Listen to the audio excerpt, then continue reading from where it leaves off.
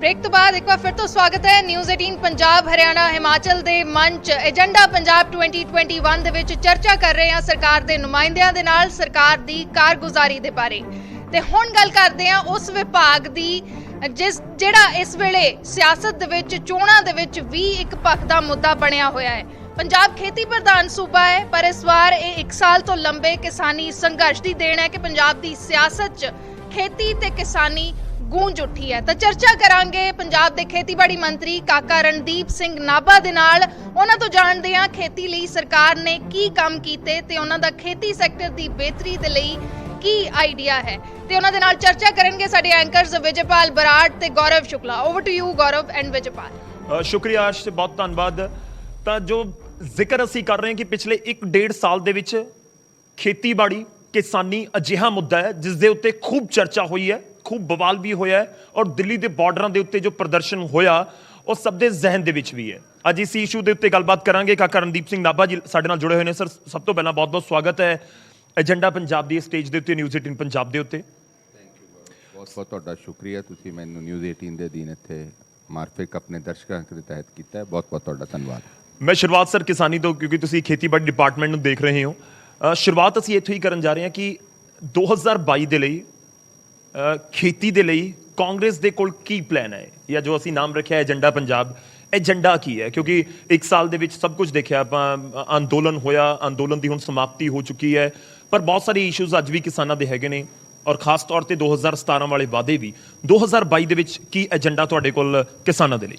ਦੇਖੋ, ਜਿੱਥੇ ਤੱਕ ਸਵਾਲ ਹੈਗਾ ਮੈਨੂੰ ਸਮਾਂ ਬੜਾ ਸੀਮਿਤ ਮਿਲਿਆ ਹੈ ਔਰ ਇਹ ਮਹਿਕਮਾ ਉਸ ਸਮੇਂ ਮਿਲਿਆ ਹੈ ਜਦ ਸਾਡੇ ਦੇਸ਼ ਬੜਾ ਸੰਘਰਸ਼ ਚੱਲ ਰਿਹਾ ਸੀਗਾ, ਕਿਸਾਨ ਅੰਦੋਲਨ ਚੱਲ ਰਿਹਾ ਸੀਗਾ ਔਰ ਬਦਨਸੀਬੀ ਨਾਲ ਉਸ ਸਮੇਂ ਦੇ ਤਹਿਤ ਗੁਲਾਬੀ ਸੁੰਡੀ ਆਈ। ਅਸੀਂ ਸਰਕਾਰ ਨੇ ਮੁਆਵਜ਼ਾ ਦਿੱਤਾ, ਚੁਕਾਈ ਦਿੱਤੀ 17,000 ਰੁਪਏ ਪ੍ਰਤੀ ਕਿੱਲਾ। ਸਾਡੇ 7 ਜ਼ਿਲ੍ਹਿਆਂ ਦਾ ਜਿਹੜਾ ਨੁਕਸਾਨ ਹੋਇਆ ਤਕਰੀਬਨ 4,10,000 ਏਕੜ ਦਾ ਸੀ, ਉਹਨਾਂ ਨੂੰ ਮੁਆਵਜ਼ਾ ਦਿੱਤਾ ਹੈ ਔਰ 10% ਚੁਕਾਈ ਦਿੱਤੀ।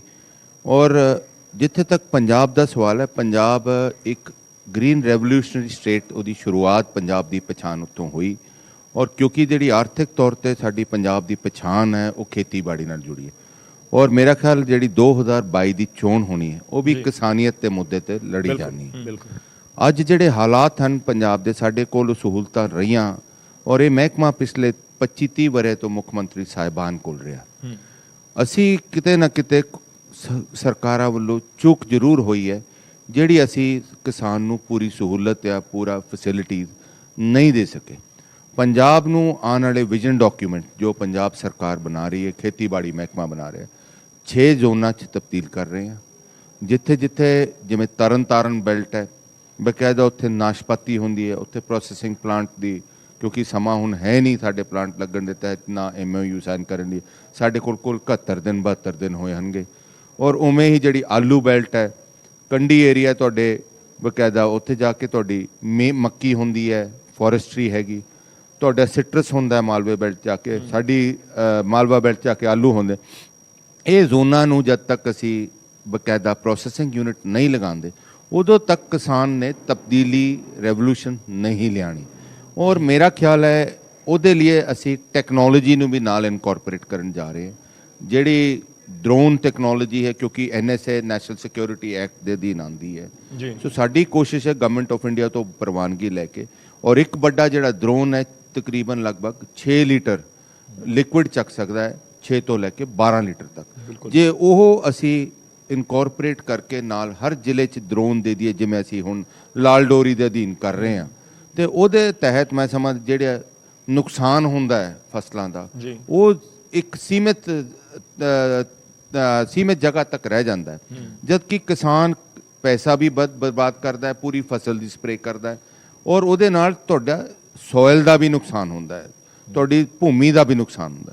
तो ਉਸ ਜੇ ਅਸੀਂ ਉਹਨੂੰ ਵਿਸ਼ੇਸ਼ ਤੌਰ ਤੇ ਉਹਦੇ ਤਹਿਤ ਫੋਕਸ ਕਰ ਲਾਂਗੇ ਔਰ ਉਹਨੂੰ ਸੈਟਲਾਈਟ ਮੈਪਿੰਗ ਨਾਲ ਡਰੋਨ ਦੇ ਨਾਲ ਯੂਟਿਲਾਈਜ਼ ਕਰ ਲਾਂਗੇ ਤੇ ਖਪਤ ਵੀ ਜਿਹੜੀ ਕਿਸਾਨ ਦੀ ਹੈ ਉਹ ਖਰਚਾ ਵੀ ਘਟ ਜਾਊਗਾ, ਖਪਤ ਵੀ ਘਟ ਜਾਊਗੀ ਔਰ ਨਾਲ ਉਸ ਦਾ ਸਮਾਂ ਵੀ ਬਚ ਜਾਊਗਾ। ਪਰ ਇਹ ਸਰ ਤੁਸੀਂ ਜਿਹੜੀ ਟੈਕਨੀਕ ਦੀ ਗੱਲ ਕਰ ਰਹੇ ਹੋ, ਟੈਕਨੀਕ ਦੇ ਨਾਲ ਸਭ ਤੋਂ ਜ਼ਰੂਰੀ ਹੈ ਉਹਨਾਂ ਨੂੰ ਉਹਦਾ ਬਣਦਾ ਵਾਜਬ ਮੁੱਲ ਦੇਣਾ। ਜਿਵੇਂ ਕੱਲ ਨਵਜੋਤ ਸਿੰਘ ਸਿੱਧੂ ਹੋਰਾਂ ਨੇ ਵੀ ਕਿਹਾ ਵੀ ਅਸੀਂ ਦਾਲਾਂ ਤੇ ਤੇਲ ਬੀਜਾਂ ਤੇ MSP ਦੇਵਾਂਗੇ। ਕੀ ਪੰਜਾਬ ਸਰਕਾਰ ਇਸ ਬਾਰੇ ਕੋਈ ਬਲੂਪ੍ਰਿੰਟ ਤਿਆਰ ਕਰ ਰਹੀ ਹੈ ਜਾਂ ਪੰਜਾਬ ਸਰਕਾਰ ਇਸ ਕਪੈਸਿਟੀ 'ਚ ਹੈ, ਜੇ ਮੈਂ ਸਿੱਧਾ ਪੁੱਛਾਂ, ਕਿ ਆਪਣੇ ਪੱਧਰ ਤੇ ਉਹ ਇਹਨਾਂ ਚੀਜ਼ਾਂ ਤੇ ਐਮਐਸਪੀ ਦੇ ਸਕੇ? ਮੇਰਾ ਖਿਆਲ ਤੁਸੀਂ ਜਲੰਧਰ ਤੋਂ ਮੇਰਾ ਬਿਆਨ ਸੁਣਿਆ ਸੀਗਾ ਸਰ, 113 ਫਸਲਾਂ ਵਾਲਾ ਤੇ ਕਿਸਾਨਾਂ ਨੇ ਲਗਭਗ ਉਸ 'ਚ ਸਾਡੇ ਐਵੀਕਾਡੋ ਹੋਣਗੇ, ਸਾਡੇ ਉਸ 'ਚ ਹਾਰਟੀਕਲਚਰ ਦੇ ਕਈ ਪ੍ਰੋਡਕਟਸ ਹੋਣਗੇ, ਸਾਡੇ ਕਿਸਾਨੀਅਤ ਤੇ ਵੀ ਦਾਲਾਂ ਹੋਣਗੀਆਂ, ਮੱਕੀ ਹੈਗੀ, ਉਹ ਪੰਜਾਬ ਸਰਕਾਰ ਐਮਐਸਪੀ ਦੇ ਸਕਦੀ ਹੈ। ਸਾਡੇ ਕੋਲ ਉਹਦੀ ਸਹੂਲਤ ਹੈ, Sufficient ਔਰ funds ਨੇ। ਹਾਂ, ਸਰਕਾਰ ਪ੍ਰਬੰਧ ਕੀਤੇ ਜਾ ਸਕਦੇ। ਜੇ 550 ਸਾਲਾਨਾ ਕਰੋੜ ਰੁਪਇਆ ਅਸੀਂ ਦਿੰਨੇ ਆ ਪੰਜਾਬ ਐਗਰੀਕਲਚਰ ਯੂਨੀਵਰਸਿਟੀ ਨੂੰ, ਅਸੀਂ ਕੁਝ ਉਹਦੇ ਲਈ ਵੱਧ ਵੀ ਰੱਖ ਸਕਦੇ ਹਨਗੇ, R&D ਲਈ ਵੀ ਰੱਖ ਸਕਦੇ ਹਨਗੇ, ਜਦਕਿ ਸਾਡੇ ਕੋਲ ਲੈਬੋਰੇਟਰੀਜ਼ ਬਣੀ ਹੈ। ਸੋ ਪੰਜਾਬ ਸਰਕਾਰ ਪੂਰਾ ਪ੍ਰਬੰਧ ਕਰ ਸਕਦੀ ਹੈ ਖੇਤੀ ਨੂੰ ਤਵੱਜੋ ਦੇਣ ਲਈ, ਕਿਉਂਕਿ ਕਿਤੇ ਨਾ ਕਿਤੇ ਮੈਂ ਜਿਵੇਂ ਪਹਿਲਾਂ ਜ਼ਿਕਰ ਕੀਤਾ ਕਮੀ ਪੇਸ਼ੀ ਰਹਿ ਗਈ ਹੈ, ਜਿਹਦੇ ਕਰਕੇ ਕਿਸਾਨ ਅੱਜ ਜਿਹੜਾ ਮਾਯੂਸ ਹੋ ਰਿਹਾ। ਕਿਸਾਨ ਦਾ ਲਕਸ਼ ਕੀ ਹੈ?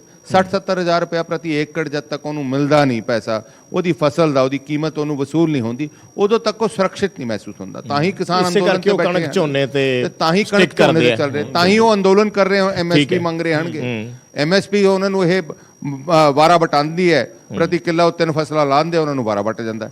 ਸੋ ਇਹ ਜਦ ਤੱਕ ਕਿਸਾਨ ਸੁਰੱਖਿਅਤ ਨਹੀਂ ਮਹਿਸੂਸ ਕਰਦਾ, ਅਸੀਂ ਉਹਨਾਂ ਨੂੰ ਇਨਕਰੇਜ ਨਹੀਂ ਕਰਦੇ, ਇਹ ਸਹੂਲਤਾਂ ਦਿੰਦੇ ਨਹੀਂ, ਪ੍ਰੋਸੈਸਿੰਗ ਯੂਨਿਟ ਲਗਾਉਂਦੇ ਨਹੀਂ, ਉਦੋਂ ਤੱਕ ਸਾਡਾ ਪੰਜਾਬ ਦਾ ਕਿਸਾਨ ਉਸ ਚੱਕਰ ਚੋਂ ਨਹੀਂ ਨਿਕਲ ਸਕਦੇ ਤੁਸੀਂ। ਬਿਲਕੁਲ ਸਹੀ। ਨਹੀਂ ਸਰ, ਐਮਐਸਪੀ ਮਿਲੇਗਾ ਜਾਂ ਐਮਐਸਪੀ ਦੀ ਗਾਰੰਟੀ ਮਿਲੇਗੀ? ਦੋਵਾਂ 'ਚ ਬੜਾ ਫਰਕ ਹੈ, ਕਿਉਂਕਿ 23 ਫਸਲਾਂ ਦਾ ਤਾਂ ਹੁਣ ਵੀ ਸੈਂਟਰ ਐਮਐਸਪੀ ਅਨਾਉਂਸ ਕਰਦਾ, ਪਰ ਮਿਲਦਾ ਸਿਰਫ 2 ਦਾ ਪੰਜਾਬ ਦੇ ਵਿੱਚ।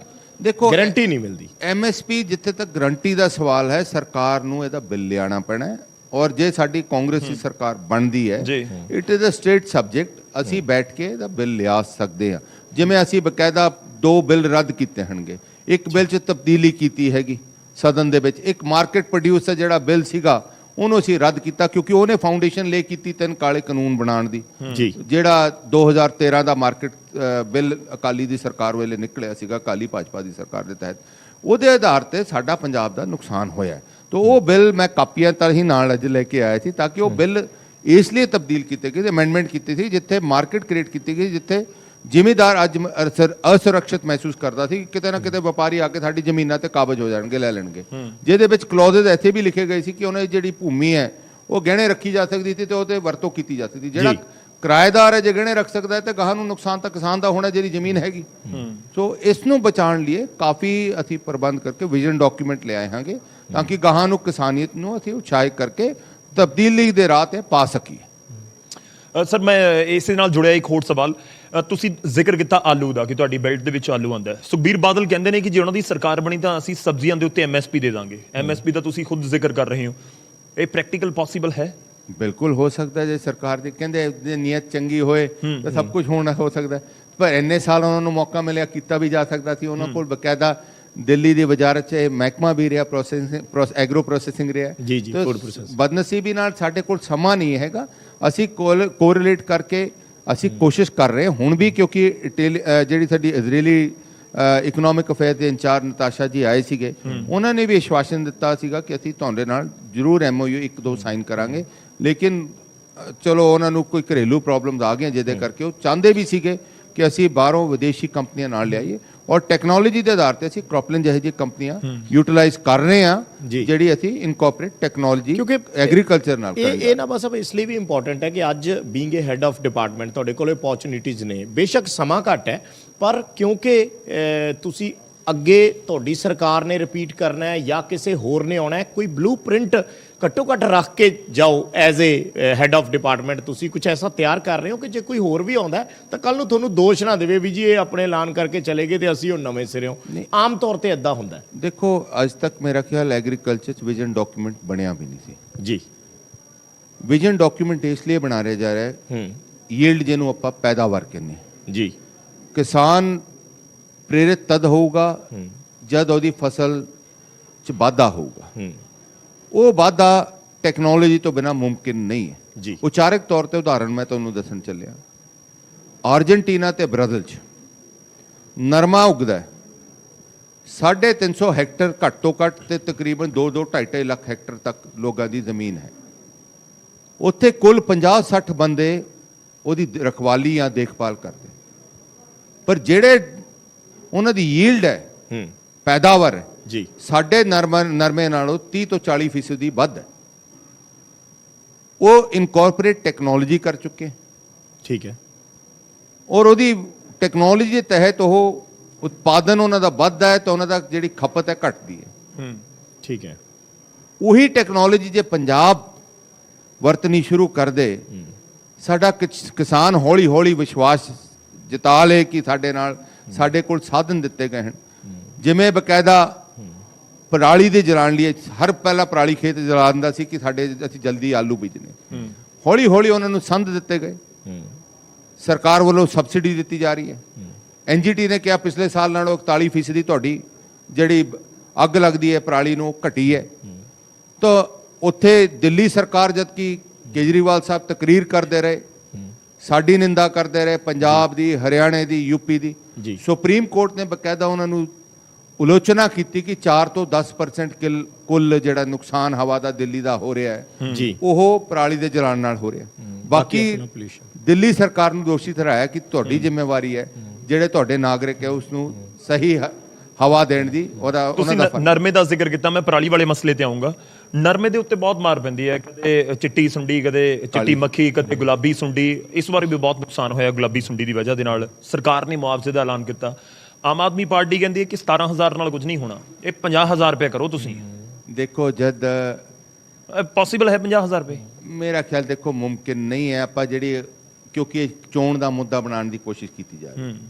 ਮਾਮਜਾ ਜਦ ਕਿ 12,000 ਸਰਕਾਰ ਨੇ ਰੱਖਿਆ ਸੀਗਾ ਜੀ, ਅਸੀਂ ਫਿਰ ਵੀ 17,000 ਰੁਪਇਆ ਮਾਮਜਾ ਕੀਤਾ, 10% ਨਾਲ ਚੁਕਾਈ ਜਿਹੜੇ ਚੋਗੇ ਸੀਗੇ ਉਹਨਾਂ ਨੂੰ ਦਿੱਤੀ। ਜੇ ਆਪਾਂ ਰਾਜਨੀਤੀ ਕਰਨੀ ਹੈ ਹਰ ਚੀਜ਼ ਤੇ ਜਾਂ ਕਿਸੇ ਸਰਕਾਰ ਦੀ ਤਕਰੀਰ ਕਰਨੀ ਹੈ, ਉਹ ਕਿਸੇ ਵੀ ਕਾਰਨ ਕੀਤੀ ਜਾ ਸਕਦੀ ਹੈ। ਮੇਰਾ ਆਪਣਾ ਵਿਸ਼ਵਾਸ ਹੈ, ਮੈਂ ਤਾਂ ਜ਼ਿੰਦਗੀ ਦੇ ਸਫ਼ਰ 'ਚ ਕਿਸੇ ਨੂੰ ਨੀਵਾਂ ਦਿਖਾ ਕੇ ਉੱਚਾ ਨਹੀਂ ਆਪਣੇ ਆਪ ਨੂੰ ਮੰਨਿਆ, ਕਿਉਂਕਿ ਉਸ 'ਚੋਂ ਕਿਤੇ ਨਾ ਕਿਤੇ ਸਾਡੀ ਮਾਨਸਿਕਤਾ ਜਾਂ ਸਾਡੀ ਸੋਚਣੀ ਹੈ, ਸਾਡੀ ਕਾਬਲੀਅਤ। ਉਹ ਕਹਿੰਦੇ ਅਸੀਂ ਦਿੱਲੀ 'ਚ ਕੀਤਾ ਹੈ, ਅਸੀਂ ਜਿਹੜੇ ਕਿਸਾਨ ਸੀਗੇ ਉਹਨਾਂ ਤੱਕ ਮਦਦ ਪਹੁੰਚਾਈ ਹੈ। ਮੇਰਾ ਖਿਆਲ ਕੇਜਰੀਵਾਲ ਸਾਹਿਬ ਦੇ ਨਰਮਾ ਤਾਂ ਦਿੱਲੀ ਹੁੰਦਾ ਹੀ ਨਹੀਂ। ਨਰਮਾ ਨਹੀਂ, ਜਿਹੜੇ ਹੋਰ ਕੋਈ ਕਿਸਾਨ ਹੈ। ਦੇਖੋ ਜਿੱਥੇ ਤੱਕ ਸਵਾਲ ਹੈ, ਜੇ ਕੀਤਾ ਹੈ ਤਾਂ ਜ਼ਰੂਰ ਦਿਖਾਣਾ ਚਾਹੀਦਾ ਹੈ। ਪੰਜਾਬ ਸਰਕਾਰ ਨੇ ਅੱਜ ਤੱਕ ਹਿੰਦੁਸਤਾਨ ਦੇ ਕਿਸਾਨ ਦੀ, ਵਿਸ਼ੇਸ਼ ਤੌਰ ਤੇ ਪੰਜਾਬ ਦੇ ਕਿਸਾਨ ਦੀ ਅੱਜ ਤੱਕ ਹਮਾਇਤ ਕੀਤੀ ਹੈ ਕਾਂਗਰਸ ਪਾਰਟੀ ਨੇ। ਚਾਹੇ UPA 1 ਬਣੀ, ਪਹਿਲਾ ਕਰਜ਼ਾ ਮਾਫੀ ਦਾ ਜਿਹੜਾ ਮਾਮਜਾ ਦਿੱਤਾ ਗਿਆ ਤਾਂ ਡਾਕਟਰ ਮਨਮੋਹਨ ਸਿੰਘ ਨੇ ਦਿੱਤਾ। ਹੁਣ ਜਿਹੜਾ ਮਾਮਜਾ ਤਕਰੀਬਨ 58,666 ਕਰੋੜ ਰੁਪਇਆ ਮਾਫ ਕੀਤਾ, ਉਹ ਵੀ ਪੰਜਾਬ ਸਰਕਾਰ ਨੇ ਕੀਤਾ। ਪਰ ਹਾਲੇ ਤੱਕ ਨਰਮੇ ਵਾਲੇ ਕਿਸਾਨ ਬਹੁਤ ਥਾਵਾਂ ਤੇ ਉਡੀਕ ਰਹੇ ਆ, ਉਹਨਾਂ ਨੂੰ ਪੂਰਾ ਉਹਨਾਂ ਦੇ DBT ਹੋ ਚੁੱਕੀ ਹੈ, ਖਾਤਿਆਂ 'ਚ ਉਹਨਾਂ ਦਾ ਜਿਹੜਾ ਕੰਪਲੀਟ ਹੋ ਚੁੱਕਿਆ ਸਾਰਾ। ਹਾਲੇ ਤੱਕ 12,000 ਰੁਪਈਆ ਉਹਨਾਂ ਦੇ ਖਾਤਿਆਂ 'ਚ ਪਹੁੰਚਿਆ। 5,000 ਰੁਪਈਆ ਜਿਹੜਾ ਬਾਕੀ ਬਾਅਦ 'ਚ ਰਹਿੰਦਾ ਸੀਗਾ, 17,000 ਅਸੀਂ ਕੀਤਾ ਉਹ ਹੁਣ ਨਵੇਂ ਸਿਰੇ ਉਹ ਅਸੀਂ ਬਕਾਇਦਾ DCਆਂ ਦੇ ਖਾਤੇ 'ਚ ਭੇਜਤਾ। ਉਹ DBT DC ਕਰ ਰਹੇ ਹਨਗੇ। ਕਦੋਂ ਤੱਕ ਕੰਪਲੀਟ ਹੋ ਜਾਏਗਾ ਇਹ? ਵਿਦਿਨ ਦਿਸ ਵੀਕ, ਹਫਤੇ ਦੇ ਅੰਦਰ ਅੰਦਰ ਸਾਰਾ ਕੰਮ ਮੁਕੰਮਲ ਹੋ ਜਾਣਾ।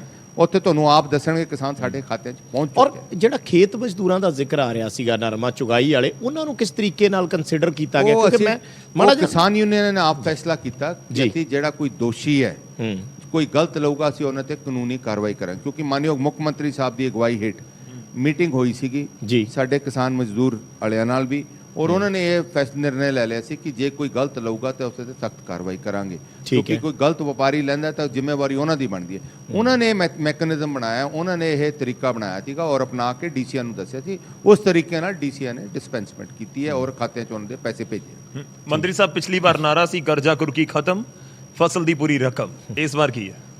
ਦੇਖੋ ਇਸ ਟਾਈਮ ਮੈਂ ਸਮਝਦਾ ਜੋ ਪੰਜਾਬ ਸਰਕਾਰ ਕਰ ਰਹੀ ਹੈ, ਕਾਫੀ ਅਹਿਮ ਤੇ ਕਠਿਨ ਫੈਸਲੇ ਲੈਣੇ ਪਏ ਹੈ ਜਿਹੜੇ ਮੇਰੇ ਮਹਿਕਮੇ ਨਾਲ ਮੁਤਲਕ ਨਹੀਂ ਸਨ। ਔਰ ਅਸੀਂ ਲਗਭਗ 10,000 ਕਰੋੜ ਰੁਪਈਆ ਇਸ 71 ਦਿਨਾਂ ਦੇ ਦਰਮਿਆਨ, ਕਿਉਂਕਿ ਕੋਵਿਡ ਦੇ ਹਾਲਾਤ ਵੀ ਬਣੇ ਦੇਸ਼ 'ਚ, ਕੋਵਿਡ ਦੇ ਤਹਿਤ ਸਾਡੇ ਗਰੀਬ ਲੋਕ ਪਾਬੰਦ ਹੋਏ ਘਰਾਂ 'ਚ, ਸਰਕਾਰਾਂ ਨੇ ਲੋਕਡਾਊਨ ਲਾਇਆ ਤਾਂ ਕਿ ਜ਼ਿੰਦਗੀਆਂ 'ਚ ਤਬਾਹੀ ਨਾ ਮਚੇ।